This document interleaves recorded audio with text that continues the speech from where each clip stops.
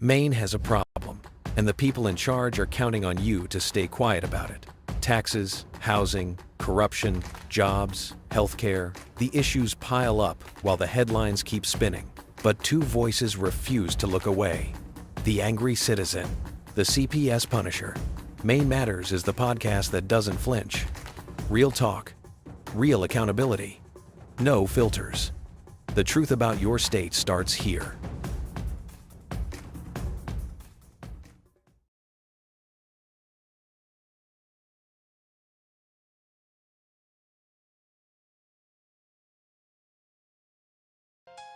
Hosted by the Angry Citizen and the CPS Punisher.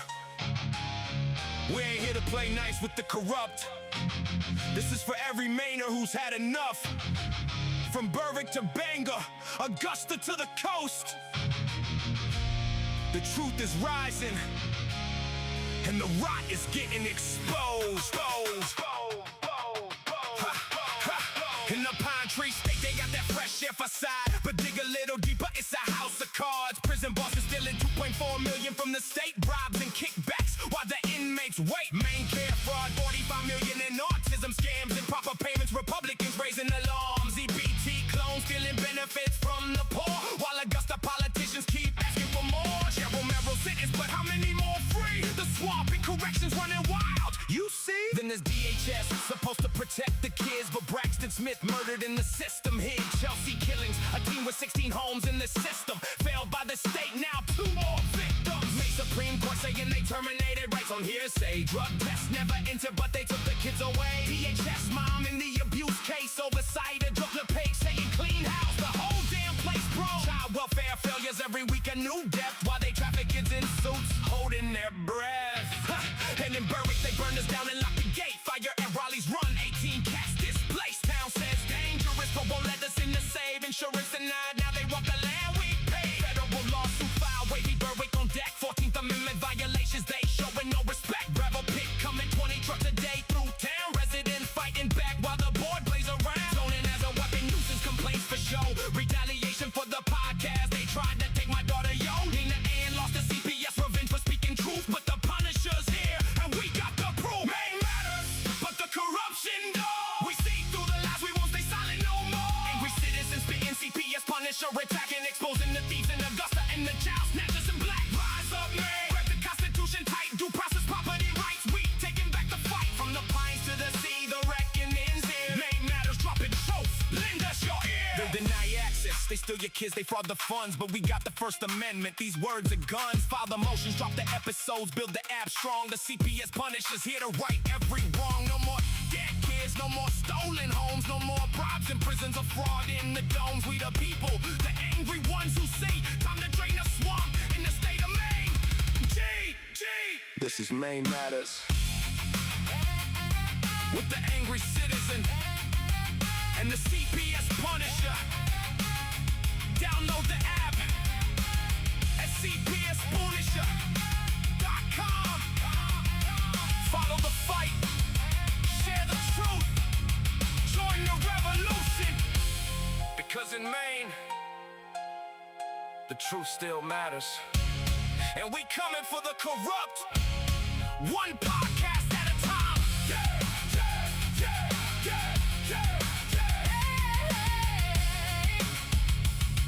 Yeah. Maine Matters. Yeah. All right. Good stuff. What's up, Dana? Happy Sunday. Happy Sunday. Happy From Sunday. Maine. That's right. Because Maine matters, Dana. You know that? That's what I'm told. Yeah. Matters to us anyway, since we live here. Right. Well, it's kind of like you always say about the Constitution, or like your rights, man. It's like if this could happen to us here, then it can happen to you somewhere else. So True. I mean, I know that this is a show seemingly about Maine, but it's really a reflection off of every one of our states. Really, True. like it's not. So I hope that it doesn't, just because people see, oh, it's about Maine, let's watch it. Like hopefully people understand that, just because it's a Maine show doesn't mean that you can't watch it and get something from it. Because we're two pretty intelligent dudes, and I think we have some. Our brains work, I think, most of the time. And Well, the thing is that if we can find effective solutions for the problems in Maine, that transfers to other states. So mm, we're all in this together. Everyone in America is in the same boat and with the same problems in our states with corruption and uh, taxes and all the same problems that are here. They're in every other state as well. I mean, if you were to take Maine and so let's say the top three things that make you like boil your blood about this state, what would be the top three? And if you don't even have a top three, what would be the top two? Or you know what I mean? What are the issues there Yeah. for you? Well, I mean, taxes has to be at the top of the list because for a very rural state, our taxes are obscene, just obscene. Highest property tax rate in the country here in Maine. It's absolutely absurd. So taxes definitely has to be number one. Mhm. Um, I mean, and the it goes right in hand with the overspending. I mean, our state Congress is just like insane as far as the money they spend. We're a Right. we're a poor state, and we Mhm. spend money like it's just growing on trees, like we have just unlimited money to spend. Mhm. And we don't, man. We're not a wealthy state, not at all. So Right. And so just yeah, because these guys, the legislators, want to spend the money doesn't mean that we want to, because there's no state money. There's no right, federal money. right. It's This is our taxpayer money. money, right? Yeah, So they all act like it's, oh, you're going to give me some state money. No, you're going to give me back money that you overcharged me for. yeah, So, no, like, don't ever forget that, people. That this is not, they're not giving you a gift. yeah. They're It's giving you it's something critical. back. There Right. is no federal money. There is no Mhm. state money. It's taxpayer money. It's our freaking money that they've taken from us. Mhm. And the money that they haven't taken from us, if you look at our national debt in the United States, last I checked, $39 trillion, $39 trillion. So Mm. these people are just basically borrowing money in our name and then giving themselves raises and promotions and benefits. And I mean, it's disturbing, profoundly disturbing. Right. And we'll give you citizens, we're not even going to give you this citizens of the state of Maine, but we're going to toy with the idea of maybe letting you have a $300 refund check. We'll Yeah, give you all you just get a back little some of the piece money here. we stole from you. Yeah. Imagine if Yeah. someone Yeah. came up to you, put a gun in your face, took your money. Let's say you got Right. I don't know, $100 in your wallet. So they come Oh, up, they wow. stick a gun in your face, give me all your money. So you hand them the $100, and then next day, guy comes in the street and says, "Here, I'm gonna give you back $10. What a Right. great guy I am." Right. He's so kind. So kind, that gentleman. Yep, Dana, you're check like, it out, you're man. welcome. Check it out. In our chat right there. Now that you can see it and you can respond, do you see right Yeah, there? We have I don't even want to mess with the name. Tahir Khan from India, Tahir man. Khan Welcome. from Welcome, bud. India. Yeah, Nice. welcome, brother. Glad to have you here. I heard it's Uh, hot in India. ooh, it was hot here in Maine today, man. What was it, 80? Well, for us, yeah. Yeah, There's I a, like melting. hot in India is like 120 or something like Right, that. mild day. Yes, you subscribe, buddy. Thank you so much. Um, so yeah, Dana. So taxes. What else? Two more things. Um, I mean, that's hard to. There's so many, right? So taxes, spending, and they go hand in hand. They tax us, then they spend more money than they have, then they tax us more to pay for the things that they are spending money on that they didn't have enough money to pay for already. Mhm. Um, Yeah. a serious substance abuse problem in this So that's state. your number two. That's your number two is substance abuse. Yeah, I'll go with that. Okay. Yeah, it's, Poverty, it's bad here. poverty. Abuse and then I mean, poverty. we're a very poor state, and Right. aging population, and there's not the high taxes strangle the economy. It's a business unfriendly climate. Businesses don't want to come to Maine. There's no incentive for them to do that. It's expensive to do business here. They get taxed. Um, it's a very rural state. So if you're going to put up a business somewhere, uh, there are 100 other ways to make money that are more reliable. So the Mhm. business economy here is it's atrocious, and we could change that if we wanted to, you know. But Right. And then the thing that Maine does on top of that is they make it hard for the businesses as it is because of the tax rates. But then they're going to turn around as the consumer and say, hey, not only do we tax the shit out of this business for creating this product for you, but now you're going to pay an 8 to 10% tax on top of what they've already paid exactly, for that they've done. It's just asinine. And you wonder yep, why people are going south now. You know what I mean? People yep, wonder why yep, the traffic no longer is going north.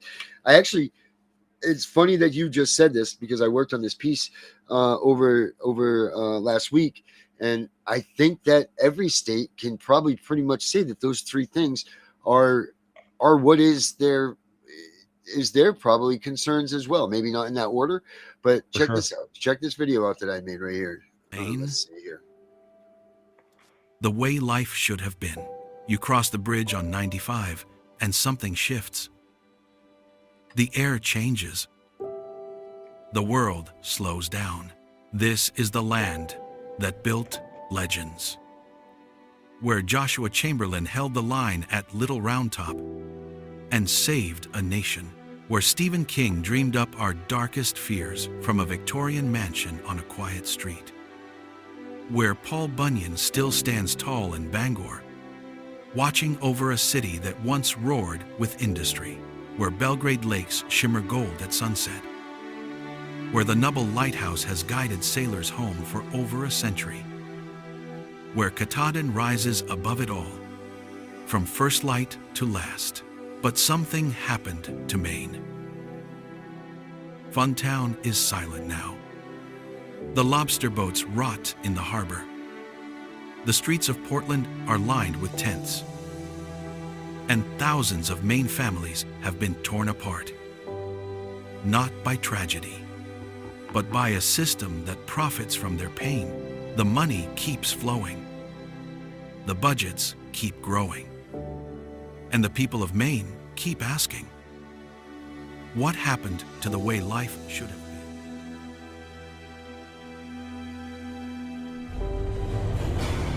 Maine is crashing. And just like that B-24 that went down over Katahdin, nobody is coming to pull it out of the wreckage. Maine's Child Protective Services has been breaking apart families at a concerning level. And no one is paying attention. Until it's too late. Maine. We are more than too late. We have destroyed our next generation by kidnapping the very children who were meant to carry the Maine heritage forward. The children of lobstermen and loggers, of farmers and fishermen, of teachers and tradespeople. Gone. Ripped from the families that built this state. I mean, that's pretty much. I mean, does that sizes it up right there, right? That's pretty much how it is. Right. Yeah. And I think that every state can actually attest to those are the things that those are the things that are happening in all these communities. We're losing. I mean, how many states do you hear daily that there's no young people in these states? So first of all, where the hell are all the young people? Because every state. Most. Oh, go ahead. Sorry. Yeah. No. Well, I interrupted you, but most children, young people that grow up here in Maine, want to leave. This is just a very, very common thing where they're saying, as soon as I can, get out, as soon as I graduate from high school and head off to college, I'm leaving Maine. I'm going somewhere else. It's very, very common. They perceive, rightfully or not, that there are not the levels of opportunity here in Maine for lucrative careers and a good way of life because of the high taxes and poverty and it's a very rural state. So these challenges make it so that people feel like if they stay here, they're missing out. and we lose a lot of our youth when they graduate and when they become adults. They leave, they go elsewhere. I know I was that way when I graduated from high school. I never thought that I would come back, but there is something that pulls you back to Maine. I really do believe Yeah. that. I don't know if it's hope. I don't know if it's you know what I mean? Because I can remember my childhoods of going up to camp, and that was, I can't really see that. What happens at the campground stays at the campground, but like those memories of being in the lake and having the family together, and those pieces aren't there anymore when we've come to adulthood. There's no more grandparents, there's no more family lineage, there's no more any of this stuff. So going up to camp, like they used to say and used to do, that's not there anymore. Like there's no, For it's just, it sucks. for yeah Making these for a decisions. lot of people, that's absolutely true. For a lot of people, it's absolutely true. And if they perceive there's better opportunities somewhere else, you can go to another state and make twice as much money. um that's a hard thing to turn down. It's hard to say, oh well, I'll stay here because I love the state. So I mean, I Right. wasn't born in Maine. I came here when I was in the sixth grade. Mhm. um and when I came here for the first time, I loved the state, and I still love it. I love everything about it. I've been here for most of my life. I worked for LL Bean. I walked the knife edge at Katahdin. Those of you who don't know what that is, look it up. Katahdin knife edge. It's not for the faint of heart. I've swum in Moosehead Lake. Uh, I've been to there's a amazing area on the coast in Bar Harbor, um, called Thunder Hole. I've worked in Leave Bar that one Harbor. alone. Um, I love this state with all my heart, and this is my home. I'm not going anywhere. This is where I die. This is the hill on which I die. So you're gonna have to drag me out of here, kicking and screaming, or bury me. Uh, it's just a shame. I mean, I'm pretty sure they don't call us vacation land anymore. And I don't know if you. Let me see if I. Oh no, I didn't. I I just want didn't. to say we still have a very healthy following of people. If you look on 95 on in the summertime, or you watch the road down to Bar Harbor, uh, there's a lot of people that still come to Maine for vacations. So Right. it's You know. There's a lot of things that those highways show, Dana, and what the the 95 will show you is that there's a huge, huge, huge problem with drugs coming into the state. that is Um, true. and it's a gateway for drugs to come into this state. And I mean, it goes right up 95, goes right up the center of this son of a bitch. And these guys can stop off at each level and drop their drugs off and ruin these communities. I know that the fentanyl crisis has ruined the lobstering community. I know that it's ruined uh, a lot of hard laboring job communities in the state of Maine. The jobs that you used to say, "Are you from Maine?" and people would instantly be like, "What are you, a fisherman? Are you a logger? Like you were a farm boy. Like you were whatever the jobs that you were referred to as wasn't working as an creator for for a podcast. It was, oh, you want to live in Maine, you must be out in the fields, or you must be cutting wood, or things like that. And the fentanyl epidemic is It's bad. it is, and I look at it like a double-edged sword, man.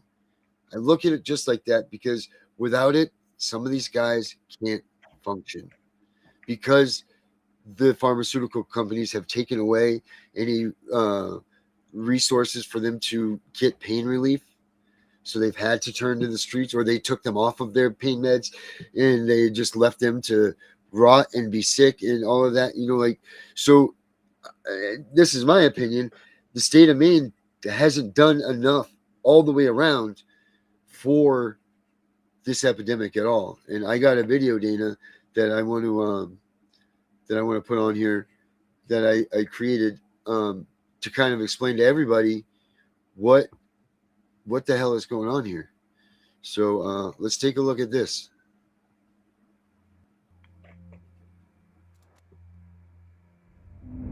Every week, cars leave Lawrence, Massachusetts, loaded with fentanyl, meth, and cocaine. They drive north on Interstate 95.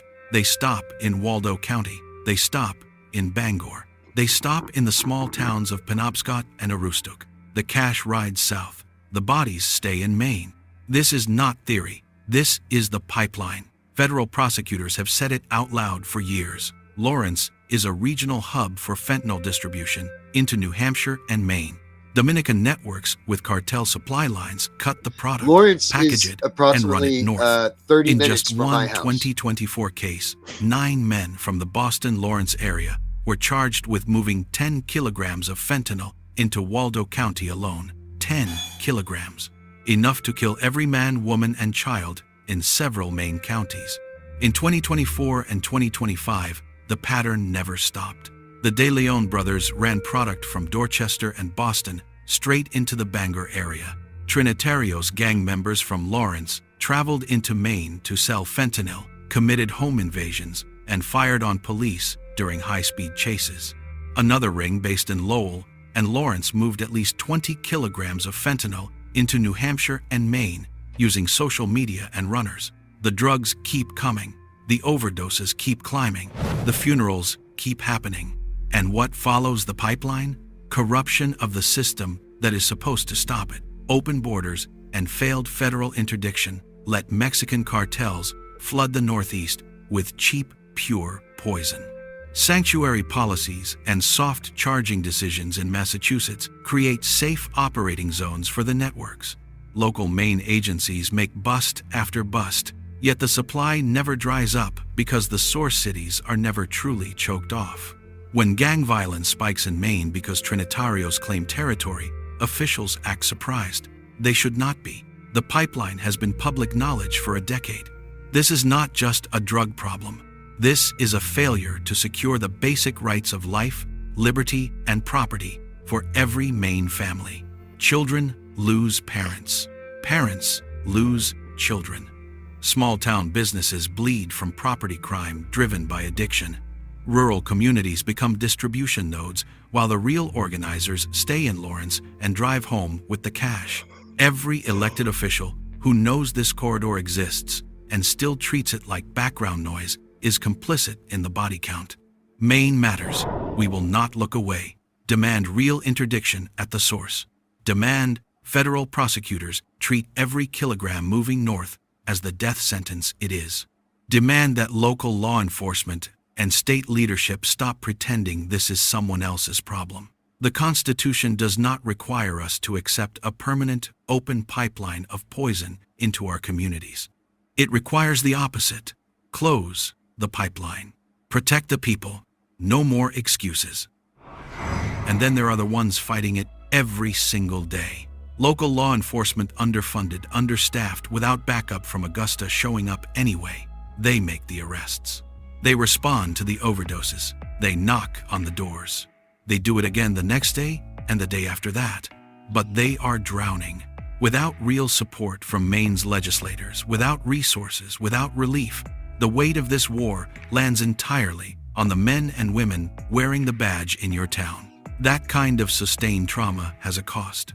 Officers absorbing the full force of the fentanyl crisis, the bodies, the grieving families, the revolving door of addiction, run the very real risk of becoming casualties themselves, overcome by the pain, the hopelessness, the grinding depression of fighting a war that Augusta refuses to fully engage. Maine's legislators expect maximum results from local departments while providing minimum support. So hear this clearly. If the people charged with defending this community against the fentanyl crisis are left to break under its weight, the defenders of the crisis become the crisis. Augusta needs to listen before it is too late.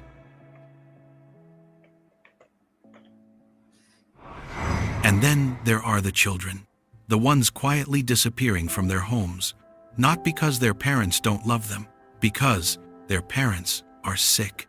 Addiction is a disease, and in Maine, the response to that disease is too often a caseworker at the door and a car driving away with your kids in it. Augusta turns its back. CPS follows a checklist. And families already on their knees get buried.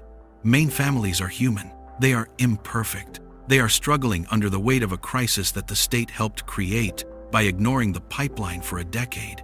They do not deserve to be badgered, threatened, and dismantled by a system that was supposed to help them. When you take a parent's children, you take everything. You take the reason to fight. You take the reason to get clean. You take the reason to wake up tomorrow. And then you act confused when the overdose numbers keep climbing. Maine has a choice. You can keep punishing addicts into deeper despair, or you can give them something to live for, support, resources, their families. The research is not complicated. Parents in recovery need stability, not fear, connection, not isolation, hope, not a courtroom. Augusta, you cannot fix a crisis you refuse to look at. Maine families are not a problem to be managed. They are people to be saved. Smarten up before another child grows up without a parent, before another parent dies without their child. The clock is running.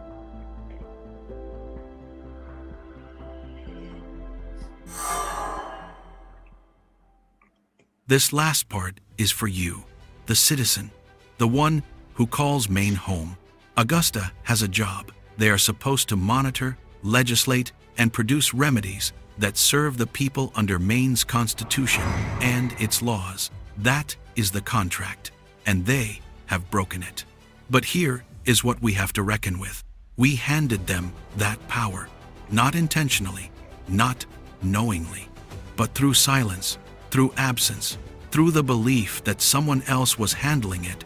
We gave it away, and we can take it back.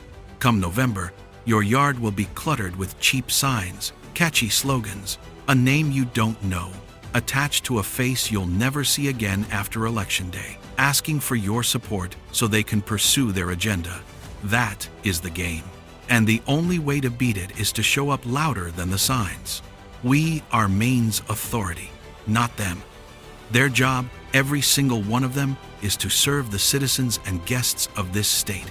As we demand, our voice will be heard. Our attendance will be noted. And this state will be free from the corruption that has taken root while we looked away. Every person applying for a position of service in this state needs to understand one thing clearly. We, the people of Maine, are the controlling body. Make everyone around you aware.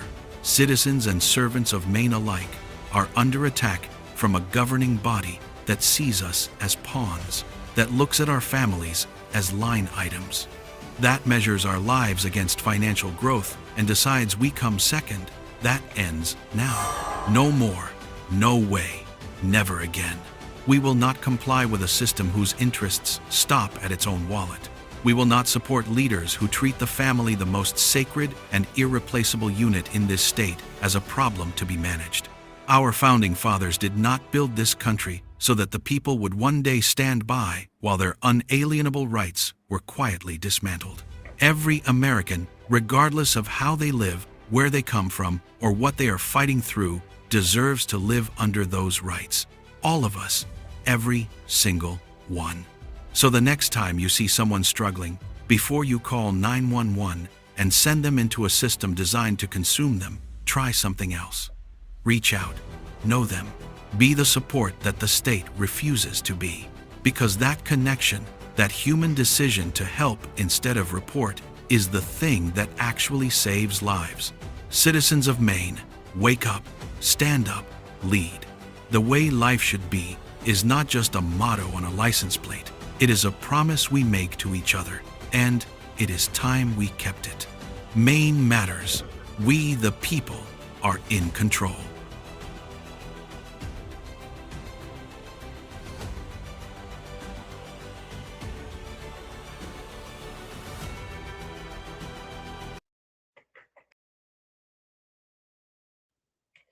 Out. So thoughts, Dana? It's good stuff.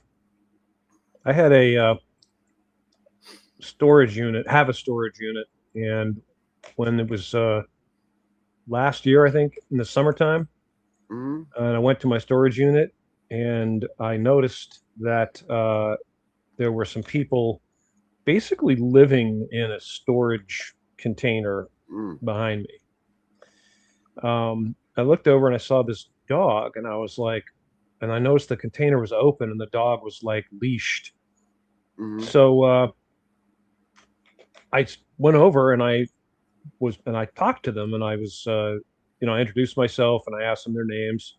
There's a man and a woman, and it was funny. The man said, you know, he said it's amazing that you're treating me this way, because he had been, having typically the attitude of people toward people who are homeless is not very friendly. And he Right. had had a couple of experiences with people very recently that had not been very kind to him. And I actually went to the store. I got him some water and some ice, uh, and brought him that. And I asked them if they needed anything, and they said no. That, they were all set or whatever. But I'm thinking, if we would help each other as um, enthusiastically as we are ready to condemn each other, and like you said, Hmm. instead of calling 911, maybe think about, you know, what's this person going through? What's their life situation? What Hmm. trials and tribulations are they facing? That's that have put them in this situation. Um, everyone's got a story to tell. Everyone's got problems, and we all make mistakes. So Hmm. Yeah, it's too many people too often. You see, I see this a lot. Up here, I mean, or down here, I guess from you. But like people will see someone asleep in the car at Walmart, and instead of going to knock on the window and say, "Hey, are you okay?" They're calling 911, right. and these people are just taking a nap. Maybe it is because they're homeless or they had no, whatever. And now the police come. Now they're getting arrested because maybe they are an addict and they got something, their paraphernalia's out or whatever, and they were Hmm. already on the edge, and now you just kicked them over when you could have just gone over there yourself, knocked on the window, and, "Hey, buddy, are you okay? I just checking on you, man." Like, that's it. You didn't need to call the cops on these people. If you knocked on the window and they didn't answer, then yes, call 911, get them help. Maybe you break the window and give them Narcan if you have it, or whatever you got to do to get these people out of what they are. But don't just automatically assume that they're bad people, call 911 and send them down further into this hole that they're already in. Yeah. Like you said, we don't know what people are going through in their life. And I'm convinced, and I say this a lot, that people, CPS is creating, not only in this state, but in every state, CPS is creating these tent cities, because when you go out and if you did the statistics at these homeless camps, guarantee you CPS came and took their kids. They lost their hope. They went to drugs. They lost everything. Now here they are, holding on for whatever little bit that they For have sure. left, because it goes away fast. Once they take your hope and your love away from you, the rest of it just falls right the hell out from Yeah. underneath Yeah. It's really easy to spiral at you, that point. right? Yep. Because you don't care about anything anymore. There's no more caring, and no one cares about you. You're a piece of shit now. Because first of all, you lost your kids. So now everybody just looks at you like you are a worthless piece of scum. Yep. And that's one of my things that I've been wanting to change since I've been in this movement, is we have to change the stigma. Because that's not true. 98% of us that have been involved in these situations aren't bad people. We loved our Right. kids. We didn't do anything wrong towards our kids, but this is the image that it's taking. And then you lose everything. Like, once you've just been scorned, you've been ridiculed, you've been destroyed, your family hates you, you don't have your kids, it's all your fault, blah blah blah blah blah. So the last thing you need is some asshole being like, "Oh, call the cops because this guy's over here taking a friggin' nap because he's been up for 3 fucking days because he has nowhere to go." And they're just bouncing around from Yep. parking lot to parking lot as long as they can to get some shut eye until someone kicks them out of that. Some Yeah. compassion And goes a long way. that's something that's always really bothered me about the entire situation of homelessness, is when people talk about the verbiage they're using when they're like trying to make homeless people go away. And it's like, we're like in Bangor, there's a lot of homeless people, Mm, and they talk about there's a place down on the river where the railroad tracks um, go by, and they tend to kind of congregate there. And at one point, there was like a like a tent city there that had Yeah. popped. And I'm trying to remember the word they used to describe going down and basically just like kicking everyone out. And I said, Uh, where are these people supposed to go? Like, they, where do you want these people to go? And I understand it's a problem. And, there are unfortunately some homeless people who do cause problems. A lot of the downtown businesses in Bangor have problems with people leaving needles on the ground. Not And see, uh, I have a problem with that. with what? With Leaving them needles leaving on the ground? needles on the ground. Yes, absolutely. Yeah, and I think we all do. But you can't condemn an entire group of people based on Right. the actions of a few of them.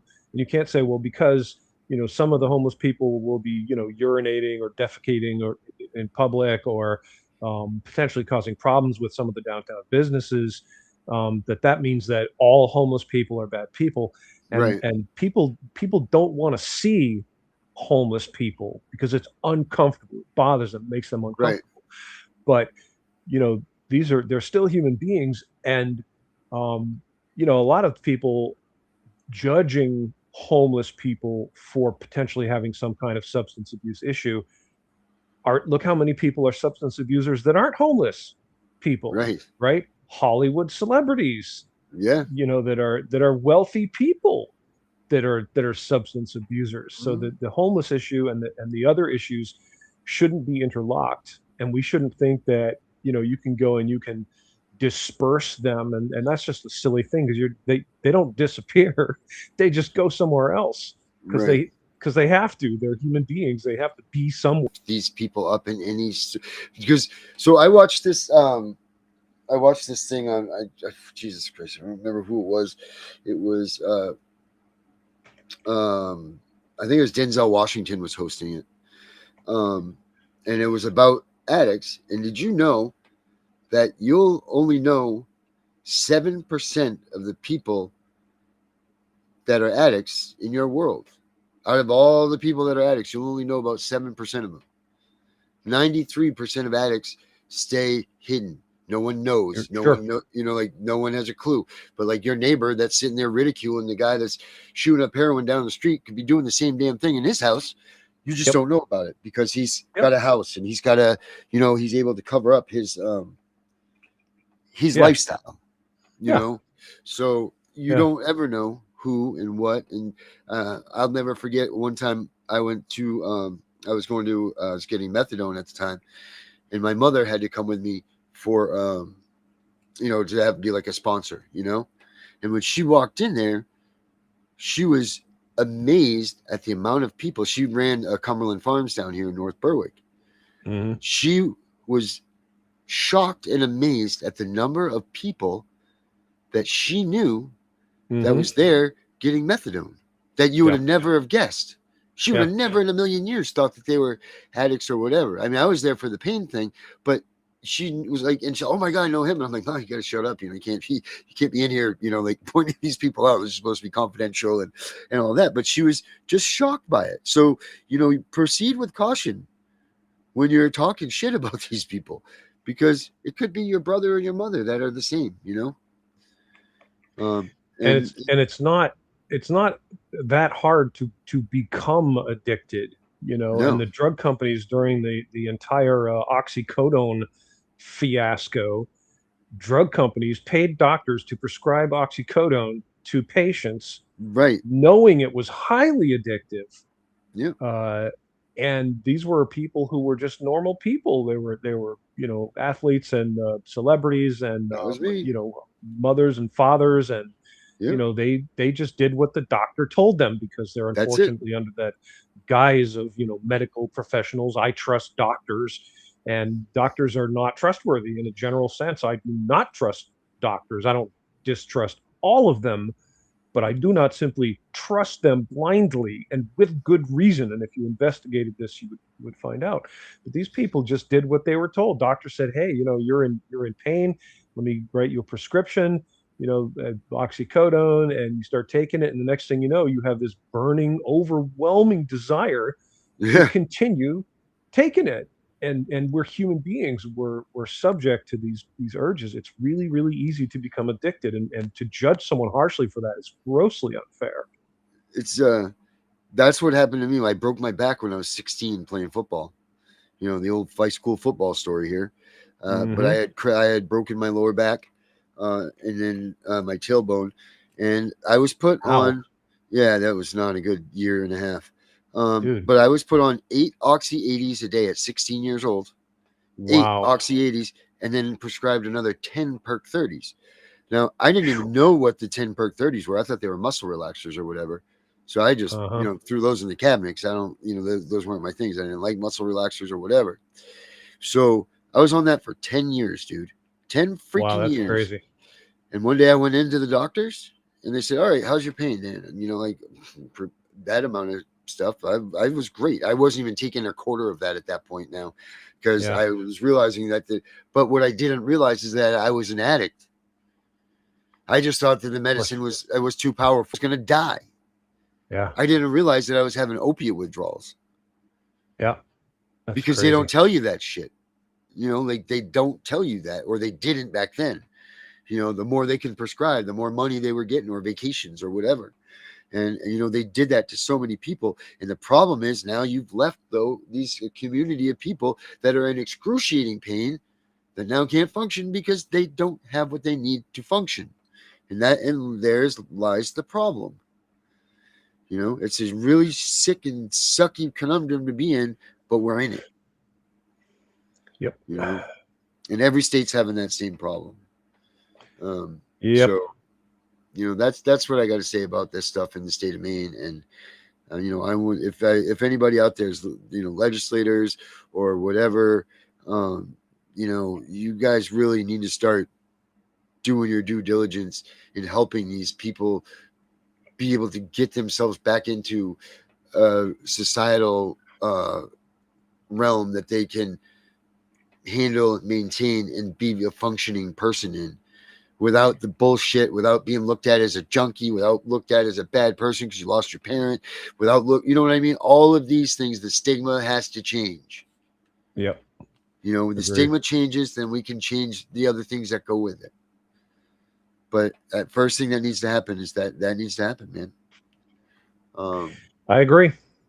so that's what I want to say about all of that. Um, you know, uh, so if you guys know anybody that's an addict, that's whatever, instead of shunning them and discharging them from your life, maybe be a part of their life, and maybe you can be the one that saves their life. Um, help them out. Do whatever you can. Before you call the cops, just think about that. Think about what you're doing, what you possibly could be doing to someone by calling the cops instead of just making sure they're okay, or mind your own fucking business. You know, There you like go. there's that factor. But what do you got, Dana? You got anything, any sort of main matters that you wanted to discuss this week? No, I think we've covered it pretty well. That's where we're at. Yep. Um, yeah, I mean, we got Gunner coming up here in 8 minutes. So, this is, hey, what's up, everybody? I didn't even realize this. Uh, that's right, Fostering, our man right there, Fostering Reality. Make sure you guys go to his YouTube channel, check out his stuff. His stuff is so freaking important. I can't even make you realize how important the stuff that he's putting out. Dana, you know who he is. That's our friend Derek. But you guys need to look at his stuff. Go to his YouTube channel, go to his Facebook, go to all of his things, because the stuff he's putting out about CPS, nobody's talking about. Nobody's paying attention to. And you need to go there and see his stuff before it's gone. We got Jen Brabson's out there talking to us. What's up, Jen? Thanks for coming out, seeing us. She's dealing with a bunch of shit herself. I don't even know how she floats. Dr. Death, man, another one. Facts Over Lives, another one. I mean, all these people that are here, we thank you guys for your support and coming out and being with us. But every one of you guys are so important, and you're all dealing with the same thing, So the biggest thing that we can be is here for each other, That's the community that we're trying to build, Wow, man, look at these. Do you read in all these comments, man? I am. Wow. So our buddy fostering, man, he was in the system, and I can't even. It disturbs me so much because he's becoming a good friend of mine. It disturbs me so much how terrible he was treated. Oh.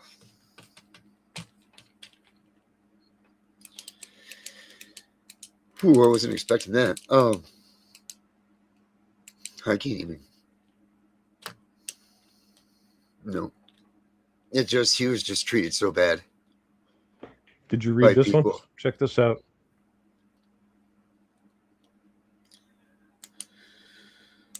Oh my God. Really sorry Death, that this happened to you, Dr. Death. It sucks. It sucks. That's why we're here, man. That's what we're working for. We need more awareness. We need more involvement. We need more people to get on board with, making our voices heard and letting all the people that are in charge, so to speak, know that we're paying attention and we're going to hold them accountable. That's how we win. It's going to be a hard road, but that's what we got to do. I guess we lost Darren. All right. Well, Darren, if you're out there. Well, Dana. Oh, there you are. Yeah. Yeah. So to the viewers, thank you all for watching. We appreciate you very much, and stay with us. We're going to be back next week, Friday, 7:00 Eastern Standard Time, for another version of Maine Matters, another edition of Maine Matters. Don't forget to check out Darren, CPS Punisher. You go to always YouTube, look at me. CPS Breaking News, and I'll be here with Darren and Tiffany on Thursday night with Tiff and the Punisher, and joined by the Angry Citizen. And Darren, I got something in the mail. Oh, what'd you get, buddy? You want to see this? Oh, check this out. This was sent to me from a mysterious anonymous person, Tiffany.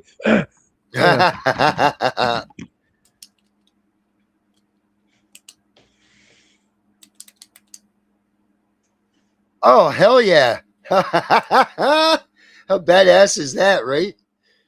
That is great, man. Oh, wow. That is freaking awesome. That is so cool. She's so awesome, man. There you go, bro. The Angry Citizen flag. Wow, right there, that folks. Is freaking awesome. Isn't that so it's badass? That is, dude. I showed it to my son's mother. She just shook her head. She was like, "Oh my God, I can't believe this." That's freaking awesome. That is so Love cool. it. Tiff's awesome. Tiff's so great. She is awesome. Yep. I just had the song I was going to end on here. There it is. All right, everybody. Make sure you stay tuned for Gunham for CPS. He's coming on. He's got a lot of good stuff for us. And this one here that I'm leaving with, this is our boy Derek. So all of you, have a good night, and take care. Take care. Thoughts are gone, thoughts don't care. Ghosts in my head, thoughts that tear. F941239 branded on my file before I was 5 years clear. They all said the same shit. Better not tell, kid, it'll get way worse in here.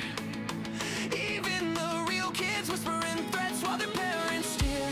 Born in a folder, no crib, just a case number and a hearing date. Pills crushed in my juice, respiratory waves turning toddlers into a court case. F943 anxiety, F90 separation ink, they used to label me.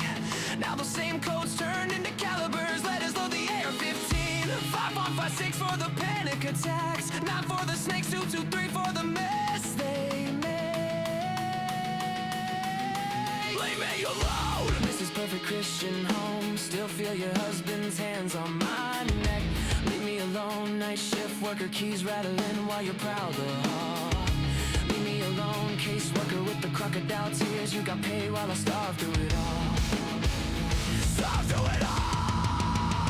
We the invisibles, aged out the system. No feelings left, just facts and mathematics. Hypervigilant, heart rate, flat rifle fluent, pistol fully automatic. Grown now, pulling up, packing. Only lesson we kept is right from wrong. Now wrong, getting corrected. 30-round hymns in a real dark song.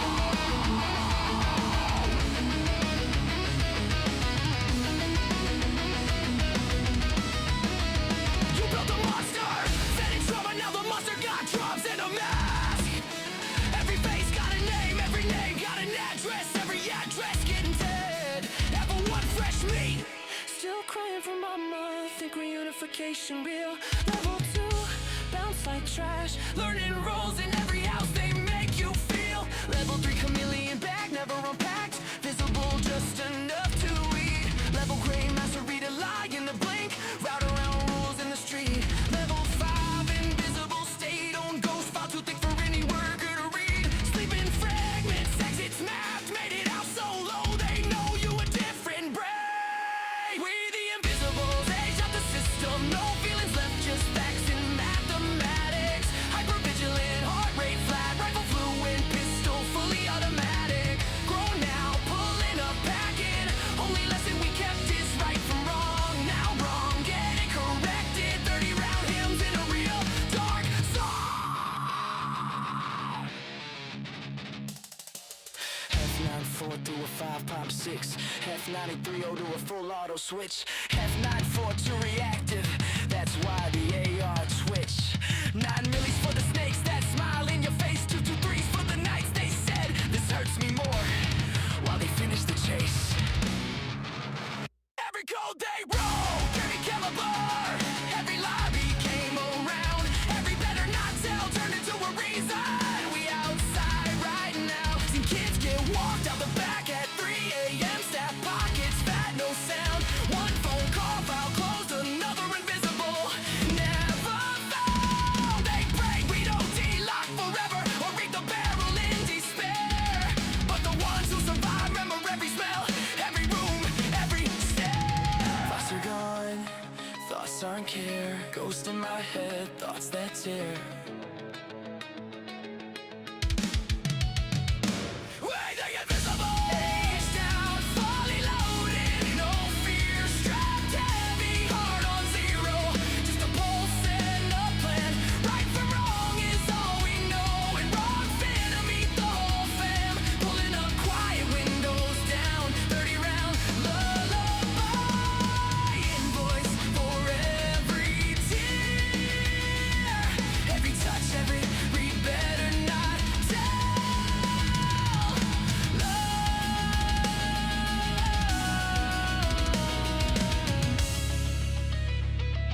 This is the correction. Pred's gone dead. 2, 2, 3, God, night.